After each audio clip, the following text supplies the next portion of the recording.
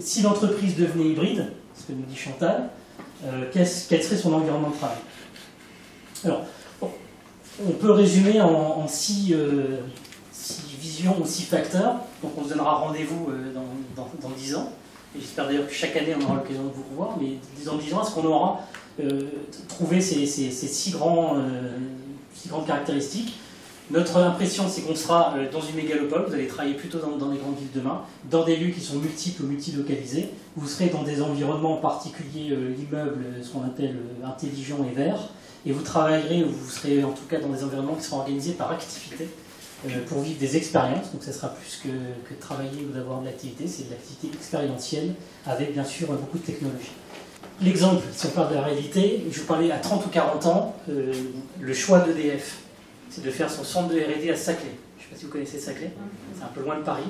C'est bien sûr sur les projets du Grand Paris Métro Express. Donc ils vont mettre leur centre de R&D parce que pendant 40 ans, ils se disent on va tirer le meilleur de la recherche mondiale et vivre dans la vallée de Chevreuse, travailler dans un endroit exceptionnel qui est leur futur centre de R&D. Ça nous rendra plus compétitifs, mais aussi parce que dans notre environnement, et c'est ça l'idée du campus, c'est qu'on est dans un écosystème, donc il y a les plus grandes écoles d'ingénieurs polytechniques, il y a, il y a la fac d'Orsay, il y a le CNRS, il y a d'autres laboratoires, il y a aussi des compétiteurs, c'est-à-dire des concurrents avec qui on va faire des projets communs, comme Thales. Donc ils ont fait ce choix-là, et le bâtiment est intéressant puisque vous dites c'est de la R&D, donc on ne va pas s'ouvrir, donc il y a des choses qui sont complètement secrètes, comme ce bâtiment-là, où il va y avoir de la recherche fondamentale, il va y avoir tout un espace de vie collectif. Donc ça c'est plutôt, on va dire, auditorium, etc. Et ben, les étudiants de la fac d'Orsay pourront venir travailler avec les chercheurs et faire des conférences ensemble. Et il y a même un espace de restauration, de vie, plutôt de service. Et derrière, il y a les bureaux. Donc on sait bien qu'on va travailler en entreprise étendue, sans mélanger la partie fondamentale, voire la partie travail qui sera très secrète. Et ce qui est intéressant, c'est fait comme une roue et pas au hasard. Parce qu'il était imaginé que demain, un groupe de chercheurs, c'est un cluster, c'est 10 personnes, donc on n'est plus dans l'organigramme, hein, c'est le chef, le sous-chef, etc. On accueille des chercheurs, étudiants, hein, des thésards, et donc le cluster prévoit aussi d'accueillir des thésards. Donc on traite le thésard non pas comme quelqu'un qu'on va donner un point de table, il est traité comme un collaborateur. Et il était imaginé de se dire que chaque groupe, chaque cluster est à moins de 50 mètres l'un de l'autre. Quand on se lève, on va pouvoir accéder, etc.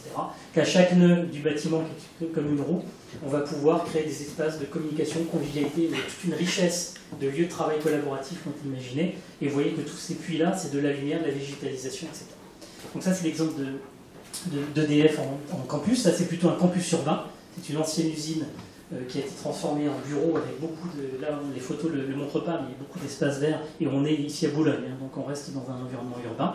Et puis, voilà, ce que je vous disais tout à l'heure, les services. Les services, c'est coworking, donc ça, on va en reparler à partir avec Sylvie Consentier. Mais ça peut être aussi travailler chez soi, travailler en mouvement. Ça, je ne sais pas si vous voyez, mais c'est une station-service derrière. Donc on a déjà des tests pour délocaliser des centres d'affaires dans les stations Shell. C'est Regus, qui est un opérateur au départ, qui vendait plutôt des bureaux à l'année, ou au moins en débordement, ils commencent déjà à se dire on va commencer à en louer à l'heure, voire à la minute. Et le même test a lieu aujourd'hui dans les gares avec SNCF. Ils se retrouvent à l'aéroport, donc ça c'est la salle qui était louée pour l'heure. Il reste donc beaucoup de contact humain dans tout ça. Et le support, là pour le coup, est une sorte de super porte-clés clé USB. Et la table, qui est une table support, devient une table numérique. Et on évite, est-ce qu'il y a une prise VGA, est-ce qu'il y a un écran, etc. On travaille sur un support naturel qui est la table, comme on le faisait avant quand on dépliait un plan. Donc ils sont dans les métiers où il y a beaucoup de plans. On sait que la surface horizontale est essentielle pour travailler. Bon, ça c'est un peu gadget, pour pas se brûler. Ça je crois que la technologie n'existe pas. Et on passe là dans le scénario, et j'en termine là, dans le scénario je travaille à la maison. Donc je lis, parce que je commence ma journée en buvant du café aussi à la maison et en suivant les nouvelles, et je les fais sur le e-journal.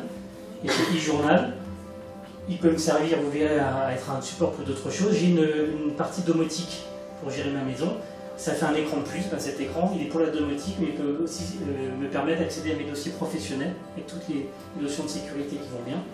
Et là, il se dit, bah, moi qui suis aussi architecte, il y en a deux qui travaillent sur les plans, je vais apporter ma contribution et je vais utiliser, puisque le plan s'y prête, le de papier électronique, pour voir aussi mon plan.